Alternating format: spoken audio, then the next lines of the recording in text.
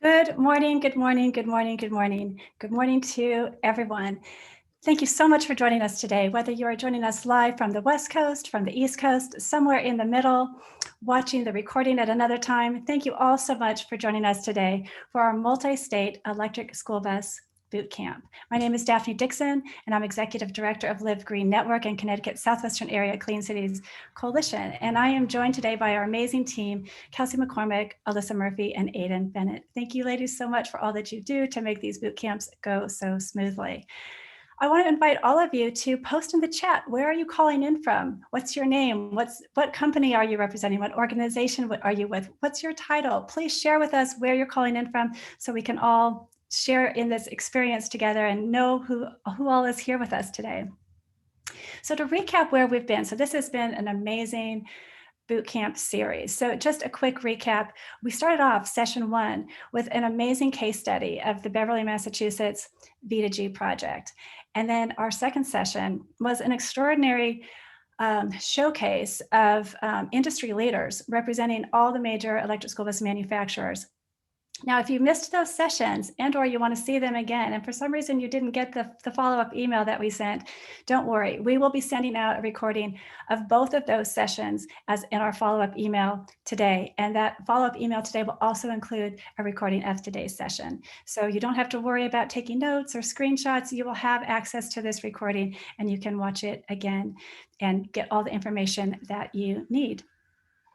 So before we move to the main event, which is Mark Riccio of Highland Electric Transportation, we just want to also encourage you to share any of your comments, your thoughts, your ideas. Share those in chat as well. It's a great place to share with people what you're thinking, projects that you're working on, ideas that you have, to connect with others. It's a wonderful place to be doing that. So what we do want to do is we want to acknowledge and appreciate everybody who has been with us through this session. So we've had almost 40 states participate in our program. And the states that are in bold are the states that are with us today. So thank you so much for all of you who are joining. And a special thank you to the states that have an asterisk by their name, because these are states that are part of the multi-state memorandum of understanding. So this is a very important memorandum of understanding. The states that are involved in this have agreed to the electrification of 30% of their buses and trucks, 30% by 2030 and 100% by 2050. So we really want to thank those states who are committed to electrification. And we just want to remind everybody that there's a lot of school buses out here. It's the nation's largest fleet. And the sooner we can have electric school buses, the sooner we are going to have cleaner air.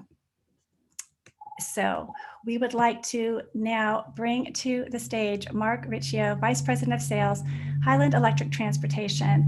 And Mark is going to do his presentation. And then after that, there's going to be plenty of time for you to ask your questions live. So we are so honored to have Mark with us today. So we are going to turn the stage over to you, and we look forward to your presentation. Thank you so much. Hey, thank you, Daphne. I truly appreciate it. I'd like to thank the Live Green organization and the team for having us today and sponsoring this series of webinars, which I think are very informational and very impactful. My organization is Highland Electric Transportation. My name is Mark Riccio. I'm the Vice President of Sales. I've been on board with this organization for a little more over a year. And prior to this, I've had extensive experience in the school bus industry for well over a decade, and I've been really focused on school bus electrification very intently for over 3 years now. So it's something that is very near and dear to me. And I look forward to discussing a little bit about who we are, what we do, and how we do it. My organization is a comprehensive turnkey solutions provider for school bus electrification projects. And we collaborate with school districts and third-party fleet managers, or what we refer to as 3PMs, to provide a bundled product solution that I think will pique the interest of a lot of the audience members today. And we're here for you, so we're going to take Q&A after this. You will also be provided a copy of this presentation, so No need to take overly copious notes and take screen snapshots. And to kick into it, so regarding my organization, again, we've been around for 3 years. My CEO has a very extensive experience in the energy market and energy arbitrage. We have very good relationships throughout the United States with multiple electric utilities all over the US, especially North America for that matter. We're currently active in 15 states and growing, and some great things have happened. So with that, I'll get into it. Again, to reflect what Daphne said about the current, status of school bus in the United States, there are approximately 480,000 units that transport 26 million pupils to and from school safely every day. The overwhelming majority of this market is diesel at this point, which gives us a fantastic opportunity to consider other forms of alternative fuel, such as electricity or electrification of these fleets. There are really three main factors that we seem to be running into over and over on our side of the fence as we engage prospects and customers. Obviously, with this technology, we're going to be eliminating old diesel buses and replacing them with electric, which offers 100% emissions-free, clean from tailpipe alternative. There is a cost component to doing this. These electric school buses are 3 times or more expensive than a traditional diesel bus. There's also a very high degree of complexity that goes along with adopting and implementing this technology. Most of the school districts and 3PMs or third-party fleet managers that we work with are, are very focused on education, making sure that the students are transported to and from safely to school every day. And they're concerned about uptime of the units with their buses to make sure they're running, and their budgets. For them to really get involved in these projects, a lot of the expertise is really outside of the wheelhouse of, I'd say, probably the overwhelming majority of the individuals we engage. One of the largest problems that we see are the hidden infrastructure costs tied to implementation of this technology.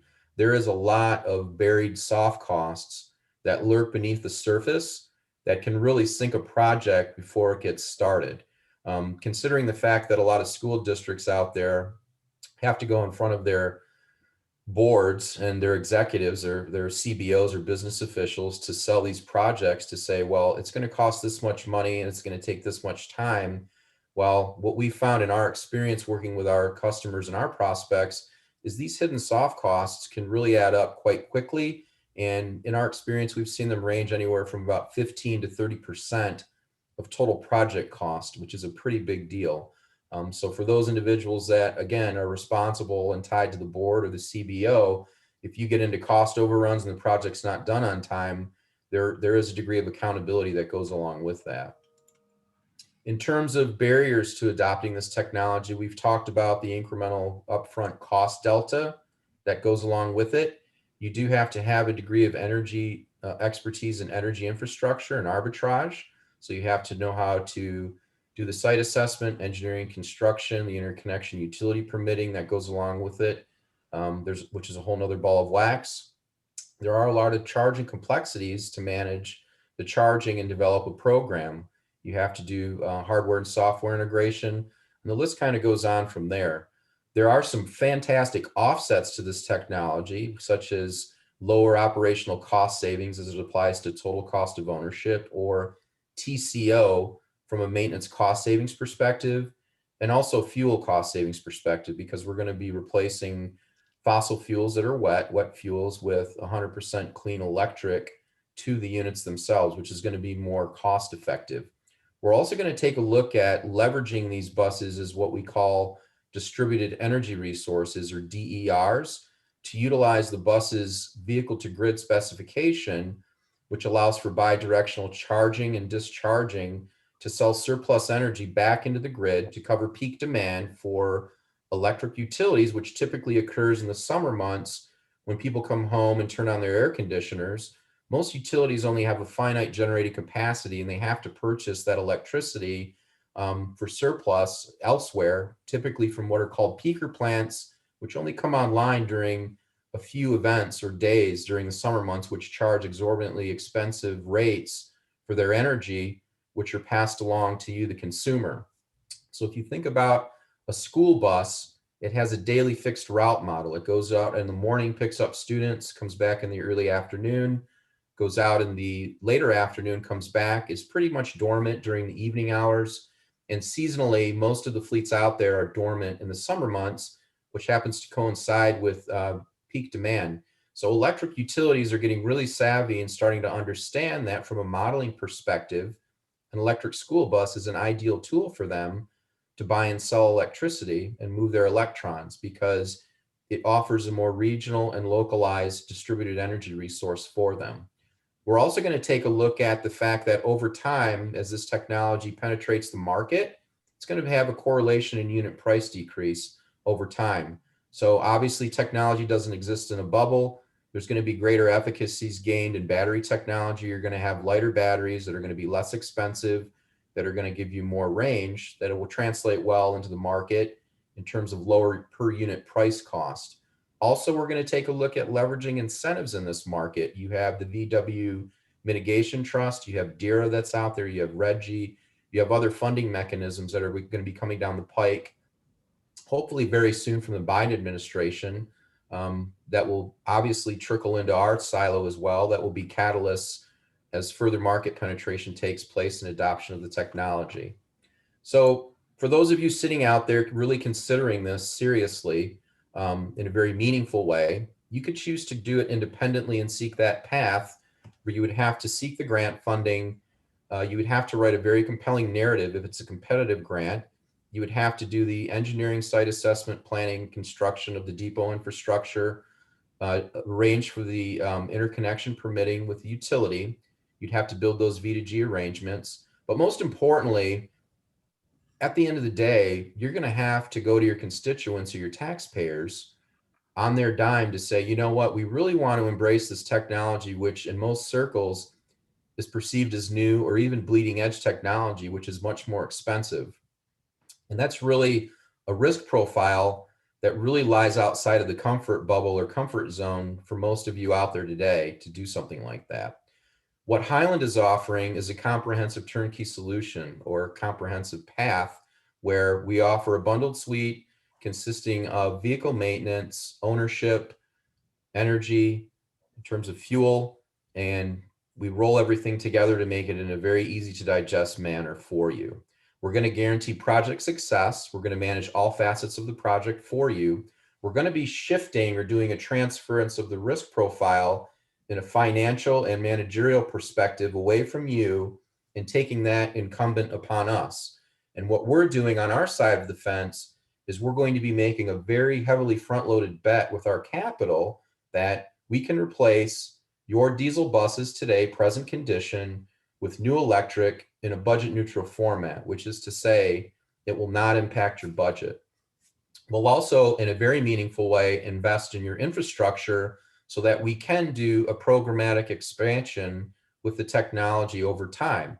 So for example, if we work with a customer that has aspirations to say electrify 20 units, on our dime, we will actually go into that district or work with that 3PM to implement infrastructure probably for 40 or 50, because there's two reasons why on my side of the fence. Number one, it's much more cost effective for me to dig up the ground and excavate it only once. And number two, I only have to do one interconnection permit with the utility.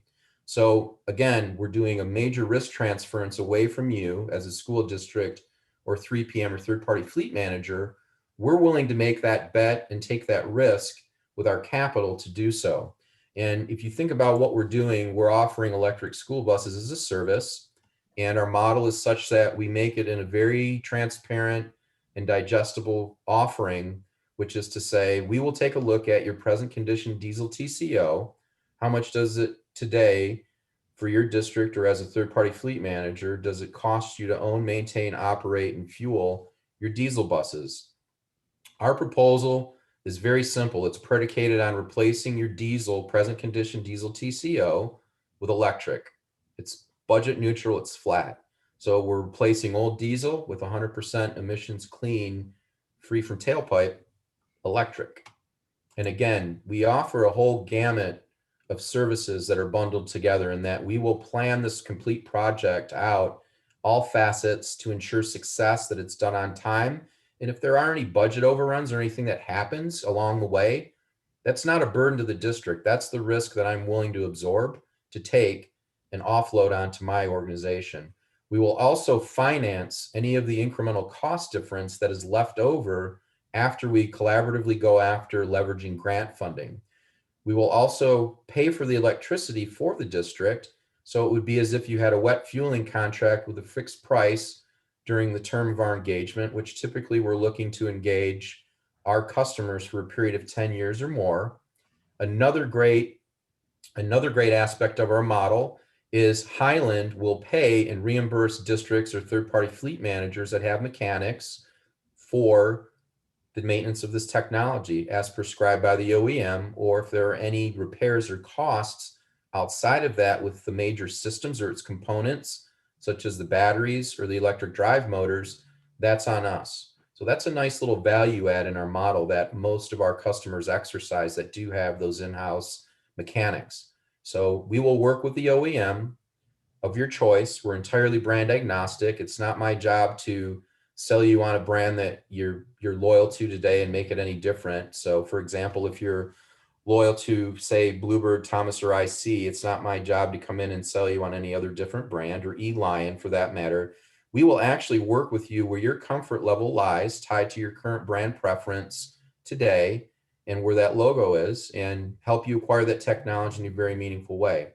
We will also work with your electric utility on a local level to develop a vehicle to grid program and a managed charging program, so that we can leverage a combination of vehicle to grid income and grant funding up front as two semi pass-through mechanisms that we will be utilizing solely for your benefit, so that we can predicate our offering to you, which is budget neutral or flat or net zero impact to your budget. And again, we're making some bets, some very heavily loaded front bets with our capital to reduce your risk on a few different baskets. Again, we're going to be making a bet that this technology is going to have a lower TCO, or total cost of ownership, as it applies to maintenance cost savings and fuel. We're going to be making a bet that we can potentially leverage these buses via V2G as distributed energy resources to tap them as income earners to cover peak demand. We can also take a look at leveraging the fact that these prices for these products are going to be decreasing over time as further market penetration occurs. We're also going to take a serious look at coordinating all of the available funding mechanisms that are out there. We have a professional grant writer on staff. That's all he does all day long. We have a 100% hit rate in terms of success in the grants that we've gone after to date. And what we try to do is bring everything together and work with a very broad coalition of stakeholders so that we can deliver wins.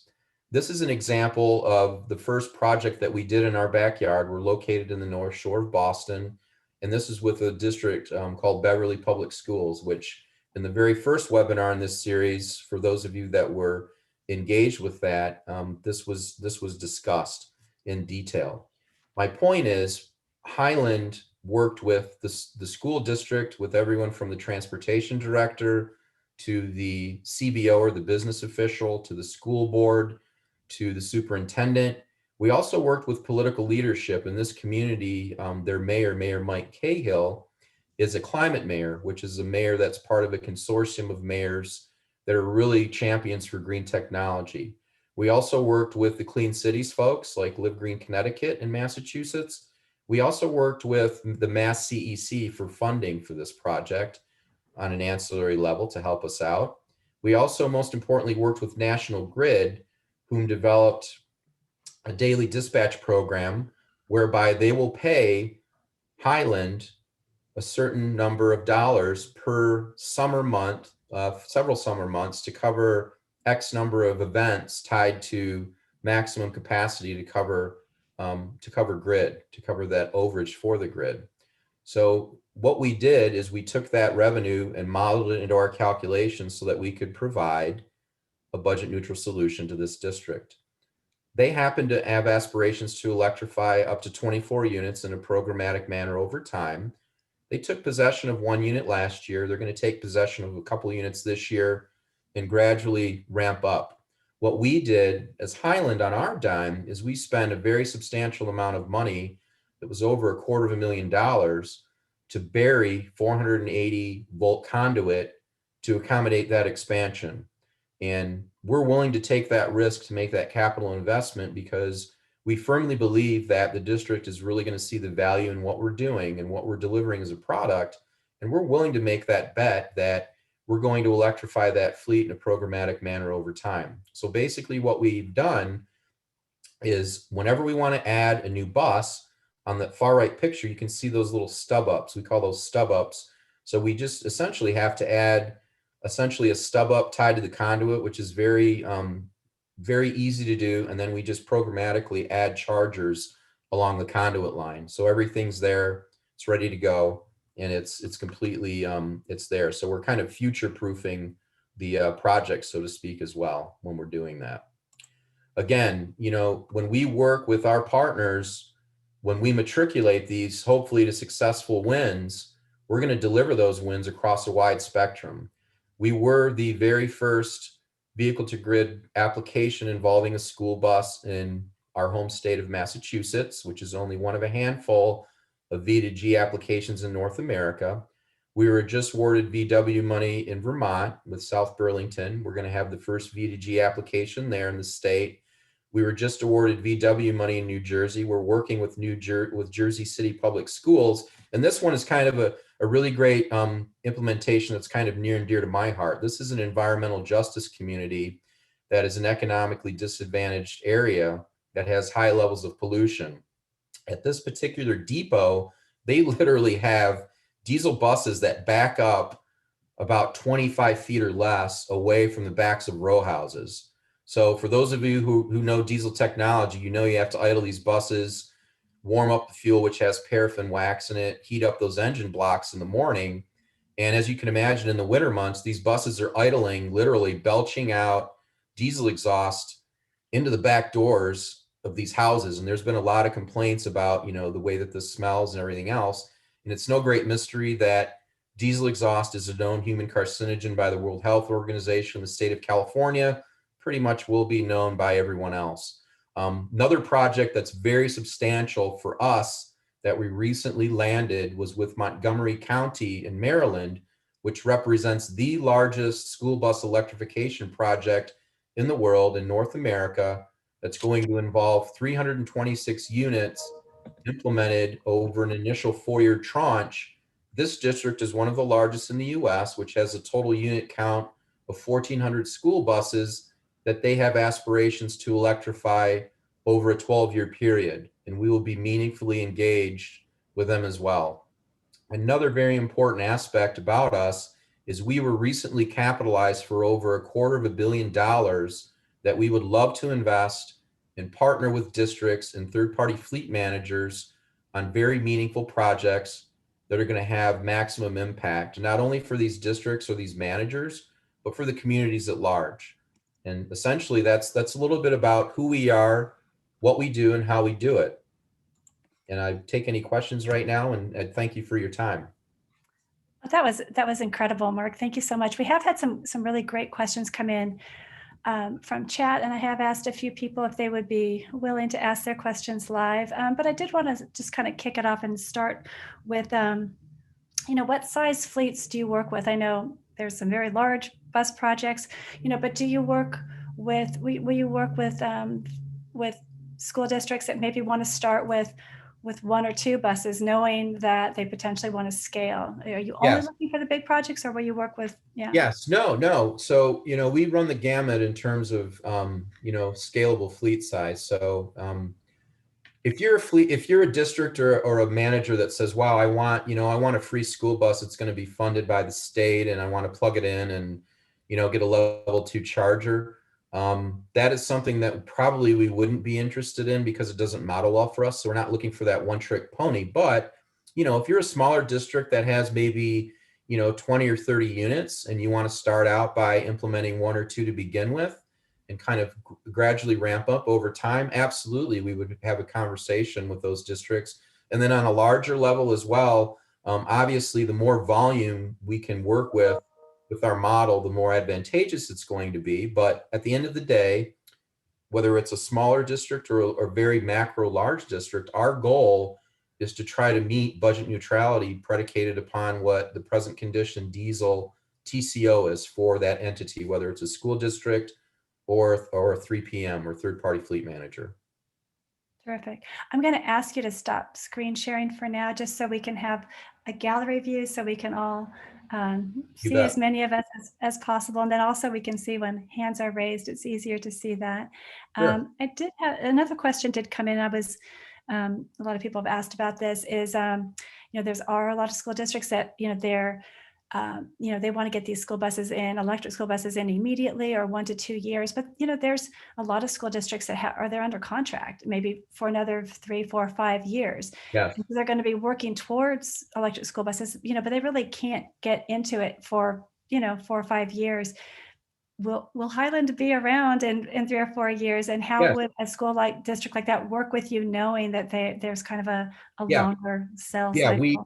absolutely. So yes, we get asked that question quite a bit. That's a question that comes up a lot. So again, we were recently capitalized for over $250 million in the market. We're very salient. Um, we're backed by a couple of private equity firms, one of which has an interest tied to Bill Ford of the Ford Motor Corporation. So they're very interested in what we're doing. So again, we're highly salient. We're backed by some pretty good amount of money. Our plan is not to go anywhere anytime soon. As a matter of fact, we have access to do a total market out in terms of cap up to potentially $1 billion. So again, we want to invest this money in projects that are going to be very meaningful and have the greatest degree of impact for communities and districts or 3PMs.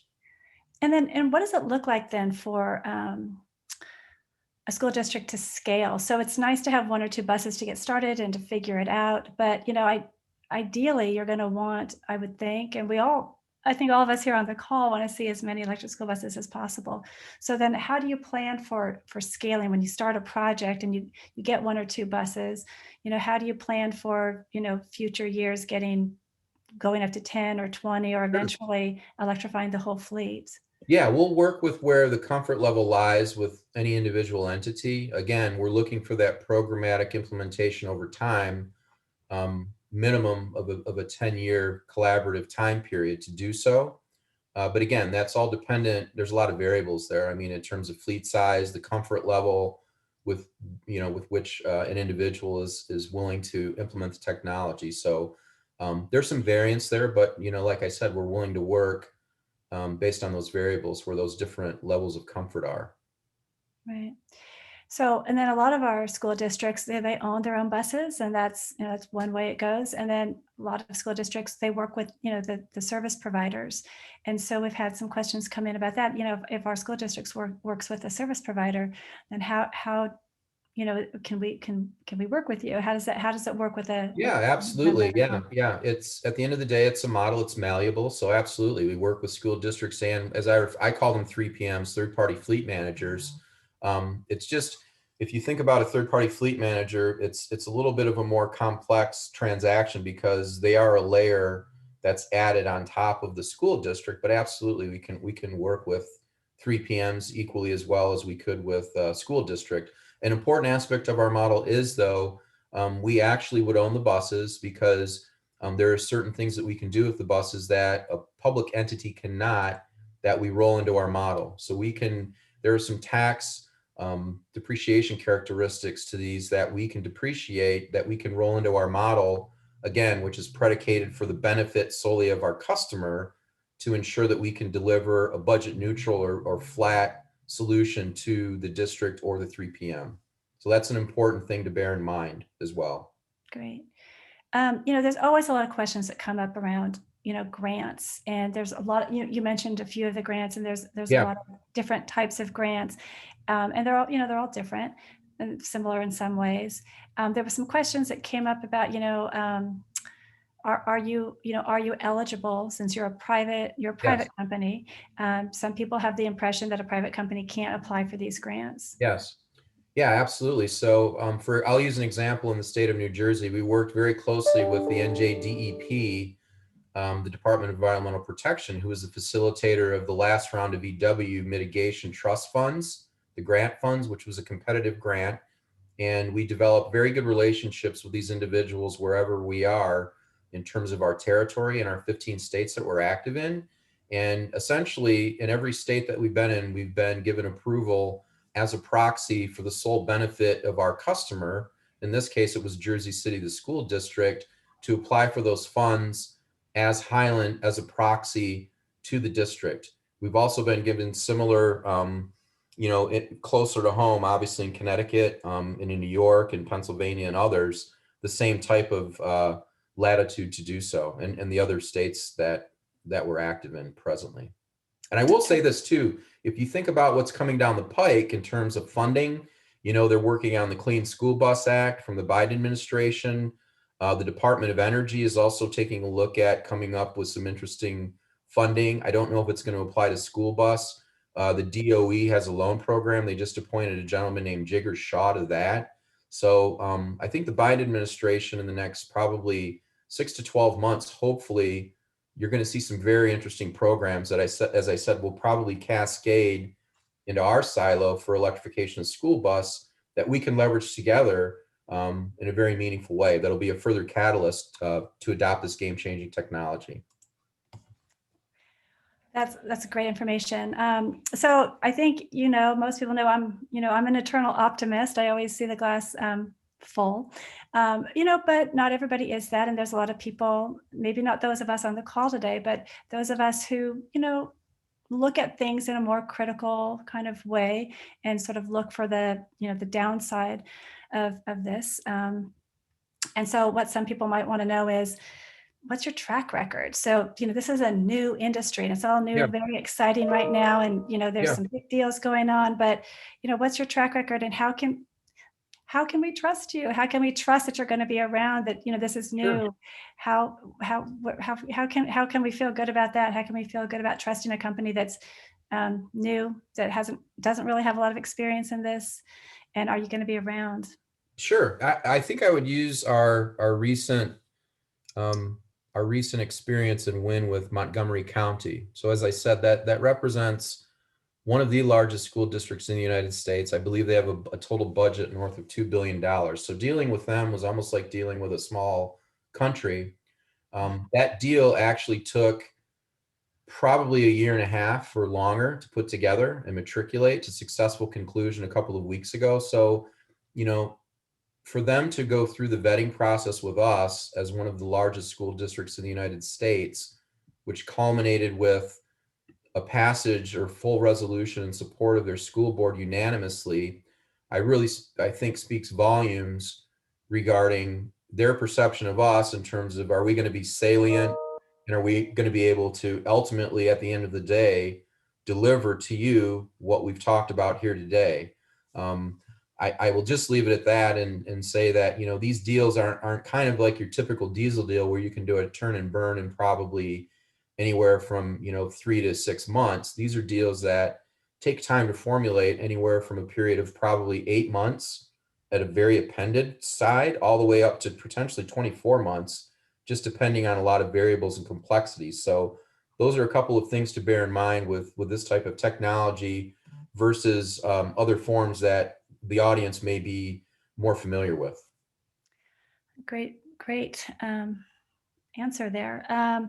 So could you tell us a little bit about where across the country you currently have buses either in the works or deployed? Some people are asking, well, there seems a lot of talk about the East Coast, but what about other parts of the country? Yeah, so in terms of the states we're making a press in, so obviously we started out in our own backyard. We have the implementation in Beverly. We're going to have one in Vermont.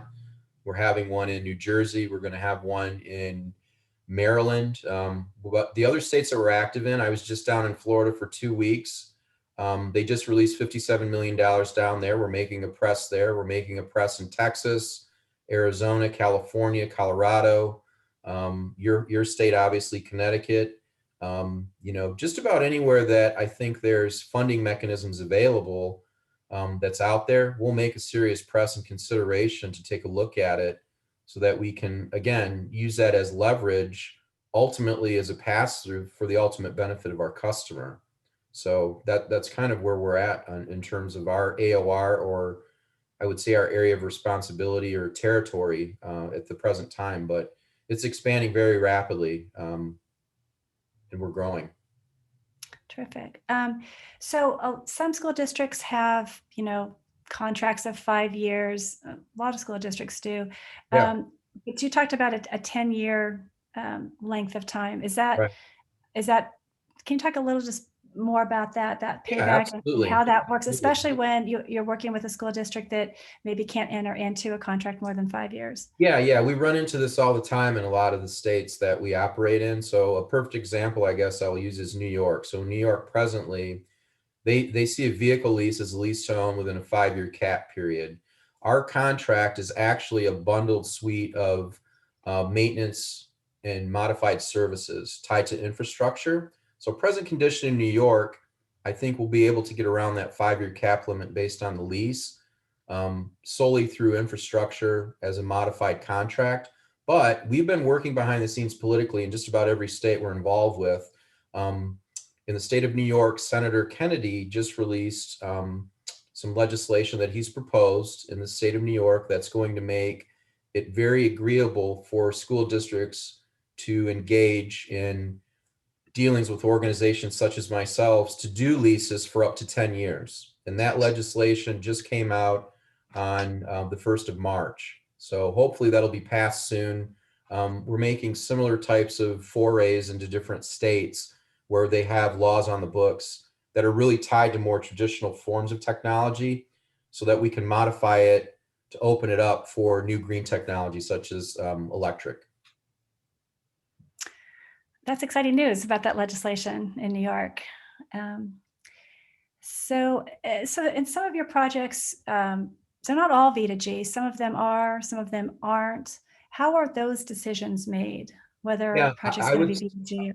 I would say whenever possible, we will absolutely enter into the market trying to go for V2G and work with the utility to do it.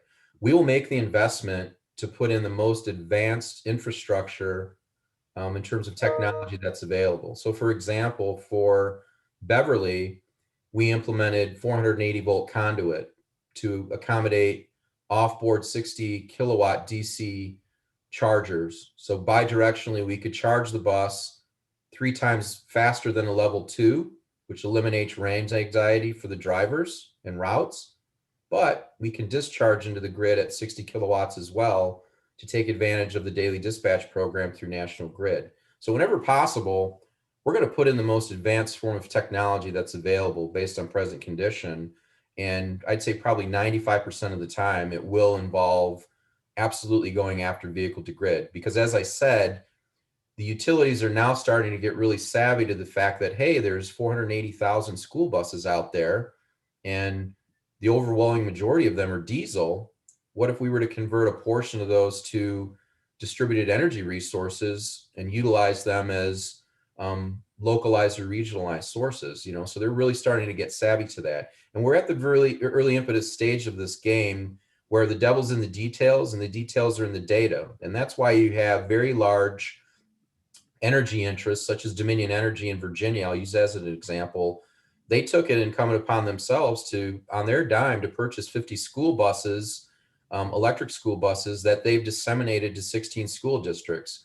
The reason why they did that, they wanted to model the data. So there's absolutely going to be a marked interest from utilities, and it's going to be a continuing theme that's going to expand. So I always like to say, this is no longer a question of, well, if this is going to happen, it's, when is this going to happen? It's happening now. But I think the new question is, how fast is this going to happen? And I always like to say, you live through history and you never realize it until you look back on it. And I think we're kind of going through that type of a period with this technology, especially given what's happening on several levels with the utilities, on the political fronts, the fact that most states have now mandated very, very stringent climate goals that are tied to some initiatives, which are tied to transportation, of which transit and, more importantly, school bus plays a large role in achieving those climate goals. So everything's kind of coming together at the right time in the right place to make this a reality. Terrific. So I just, I wanted to give others an opportunity to ask questions of Mark. So if you have comments or ideas, please put those into chat. But if you have a question that only Mark can answer, we're going to encourage you either just to literally just raise your hand like this, or you can go down to the bottom of your screen and you can actually raise your hand there. And you've got this great opportunity to ask Mark a question. So we are just going to open it up. Let's see. And who is it that would like to ask a question of Mark? There's Martha. Hi, Martha. Hi, I'm from Burlington, Massachusetts. And I think you kind of asked this question already, but you asked me to ask it. We work with we have a contract with the bus company and they own their buses. So my understanding is that you said that the third party fleet manager would be our contracted bus company. So would you contract with them or would you contract with us? And Sure. If you're presently comfortable with engaging with your third-party fleet manager and you have a contract, we would engage your third-party fleet manager. If you had aspirations eventually, potentially to bring it back inside, we could do that as well. We could do it either way. As I said, at the end of the day, our model is malleable in that we can work either with the 3PM or third-party fleet manager or the district. In your case, if you had a contract, we would go directly to your 3PM and we would deal with them. And then you would reap the benefit of our dealings with them as the entity that would be, gaining the electric school buses on a daily basis. So you would purchase, you said you purchase the bus, you own the buses. So you would purchase the buses and you would work with the bus company to lease them to us. Correct. Absolutely. And by all means, in terms of the process that you would deal with, your third-party fleet manager would not change. We wouldn't change that at all. Our dealing with a third-party fleet manager would be okay. Again, we're making a bet with capital that we can swap out your old diesel with clean electric and do it in a budget neutral format. The ownership aspect, sometimes, these 3PMs find it, almost troubling or competitive, but we would counter that by saying, well, we're taking on the risk profile for your benefit so that you can focus on what you do best, again, which is working with the school district to maximize your profitability. And it would be as if you were flipping out diesel for diesel year to year, but you're gaining the benefit of electric now. Okay, thank you. Yeah, absolutely. Terrific. So we have some questions coming in. Those would like to participate live from Bill, Ellen, and Shelley. So we'll bring you on one at a time. And thank you, Martha, for asking your question live. I appreciate that. So we have Bill, Ellen, and Shelley. So we're going to start with Bill. If you'd like to, Baron, if you'd like to ask your question. Yes, thank you. Mark, I was wondering, you said there's 480,000 buses out there. What do you see as the manufacturer's ability to supply? How many buses can they do a year? If they're replaced over 10 years, that's 48,000 buses a year. Mm-hmm. Yeah, so the OEMs right now, so your main OEMs out there that are producing electric school buses that are full size, you have the big three that we refer to. And if you were on the last webinar, the OEMs actually talked about their products, but the big three in the US are IC, Bluebird, and Thomas. IC, those buses are built out of Tulsa, and their line can pump out on maximum capacity, probably close to 70 buses a day. Bluebird is located down in Fort Valley, Georgia, where they manufacture their buses. They can pump out probably max capacity 50 to 60 units per day, maybe even more. And then you have Thomas, which is in High Point, North Carolina, which is similar to Bluebird and IC. So they're definitely cognizant of the fact that this is a growing market segment, and they're poised and positioned to ramp up production and scale accordingly. So in terms of meeting demand, I don't see any issues right now. Your lead time on an electric school bus from the OEMs will range probably anywhere, depending on the OEM, my guess, anywhere probably from 4 months to 8 months, maybe a little bit beyond that. I would highly suggest that if you're interested, reach directly out to your regional contact or dealer or value-added reseller or the OEM themselves to get that information. But that's a good rule of thumb based on the market. Thank All you. right. Thank you. Thank you, Bill. And Alan Romero, go ahead with your question. Thanks, Daphne. Hey, Mark, this is a very, very intriguing business plan that's relatively new in the school bus transportation space. Here in California, we have, I'm one of 35 air districts that takes our local DMV funds and funds electric school buses. Some of the districts are much, much larger than ours, and so therefore they have a little bit more money to spend, and therefore they can fund a lot more buses. Sac Metro, South Coast, Bay Area are three of the biggest. My question is twofold too. How the 10-year I'm assuming it's a 10-year lease plan. Is that correct? Yeah, we don't like to use the term lease, though. We call it a TESA, which is a Transportation Equipment Services Agreement. It's kind of I guess it's a modified lease based predicated on maintenance infrastructure, which is tied to vehicle ownership. Great. And then secondly, in conjunction with that question, because we have the ability to fund a lot of these school buses in the state of California. We've done 11 so far in our small district. Yeah. We'd like to be able to do more, but because of the limited amount of funding that we have to really be creative in how we leverage funding. Right. And so my question to you is, have you ever thought about expanding the business model? Maybe you've already done it, and you'd probably have to collaborate with the California Air Resources Board, but to take your plan and dole it out to air districts. And so instead of me coughing up $450,000 for a brand new bus, I can cover the cost over a 10-year period, the lease payment, because the funds that come into all of our coffers is our local DMV funds. They don't go away, so they're always there. And, right. and they give us a lot of discretion to use those funds, obviously for school buses. So I'm just wondering, has that come to the table yet?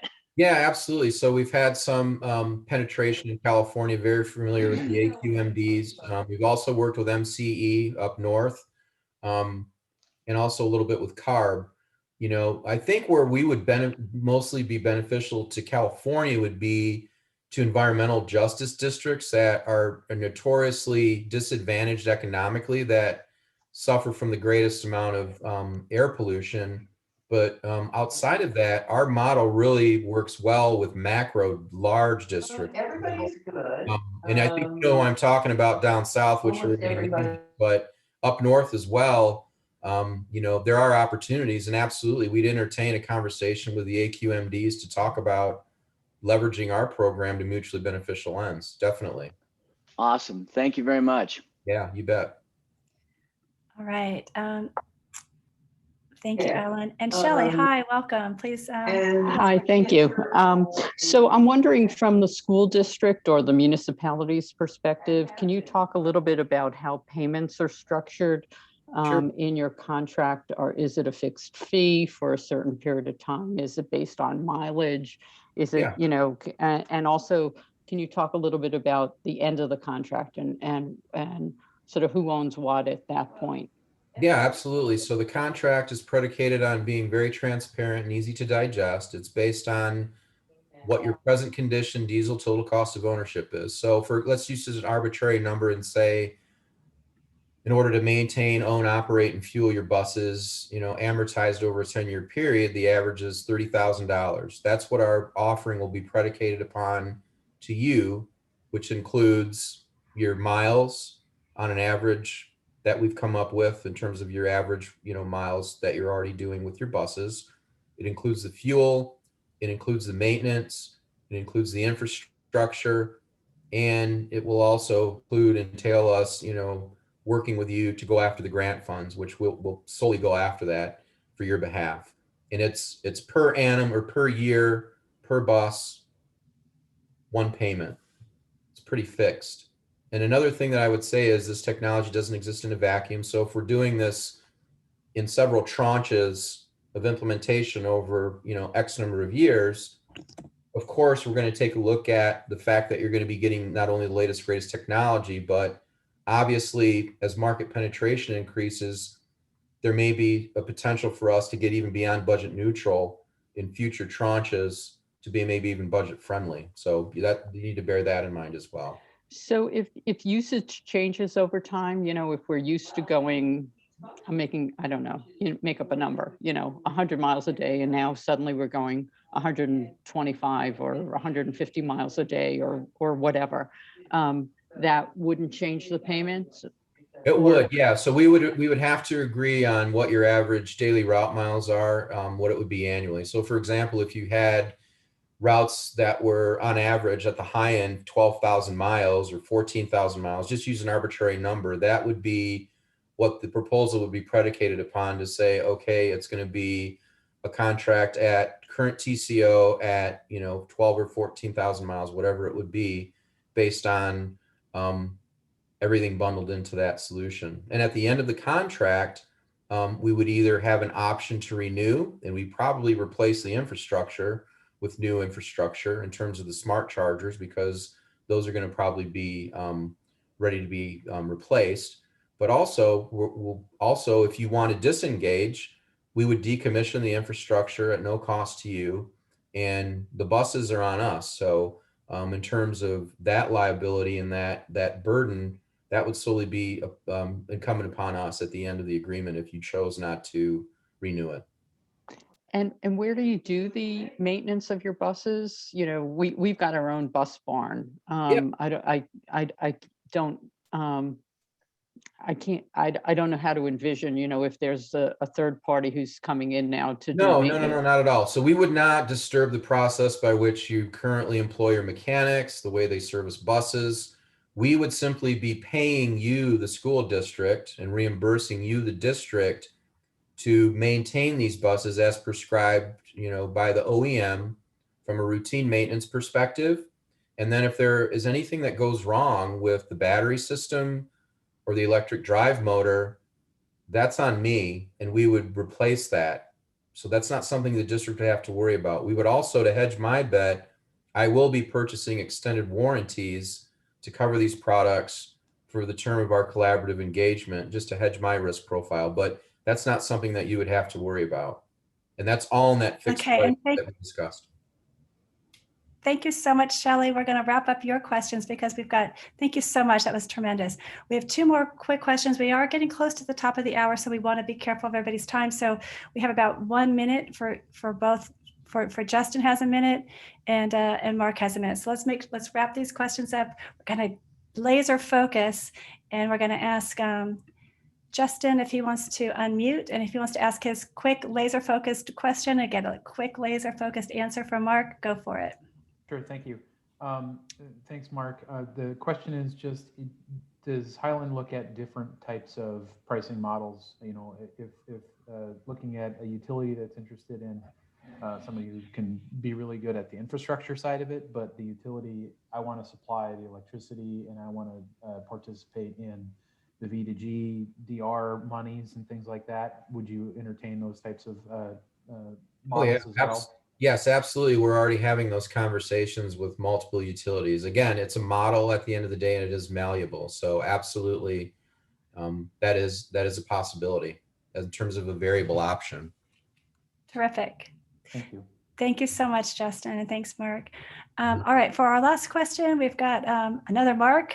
So Mark, you're unmuted. Ask the final question of our session 3. Thank you. Mark, do you get involved in repowers, of existing buses and choosing which ones are in good shape and repowering them?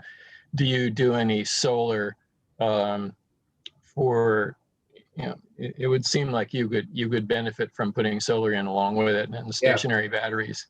Sure. To answer your question in terms of repower, no, we don't get involved in repower solutions. We're involved in 100% new electric from the lines, from the OEMs. And then your second part, in terms of solar, absolutely, we would take a look at the ability to utilize solar or even wind for what we would call a semi-closed loop microgrid, which offers, value as a distributed energy resource, which is very interesting. So that is a topic that keeps coming up over and over and over in California, where they had, the glass fire recently, and they've had all kinds of issues where they've had, issues with power outages and blackouts, and down in Florida where they have hurricanes now, and Texas, where they're having 100-year weather events almost every other year. So you have a potential to do a semi-closed loop microgrid, which gives you a resiliency option to this technology. And if you think about the fact that a school bus is really a mobile distributed energy resource on wheels, they're deployable. So in terms of, these unfortunate incidents that happen, you could have rolling battery packs that could be deployed to convalescent homes. They could be used for refrigeration applications. And, by natural default, where do people usually go that can't get out of the path of disaster? They go to shelters, which are typically schools, which, guess what? That's where your distributed energy resource would be. So it's an interesting play. Thank you. Thank you. Yeah. Thank you so much for the question, for the answer. And we're at the top of the hour. So we want to thank Mark Riccio from Highland Electric Transportation so much for his presentation today. And we want to thank you for joining us for session 3 of our multi-state electric school bus toolkit. My name is Daphne Dixon. And although this session and this boot camp is over, we will be back in a few weeks with more electric school bus tools and resources for you. So if you have any questions in the immediate future, or today or tomorrow, please reach out to us, and we look forward to seeing you all soon. Thank you so much for joining us, and have a great day. Thank you. Thank you.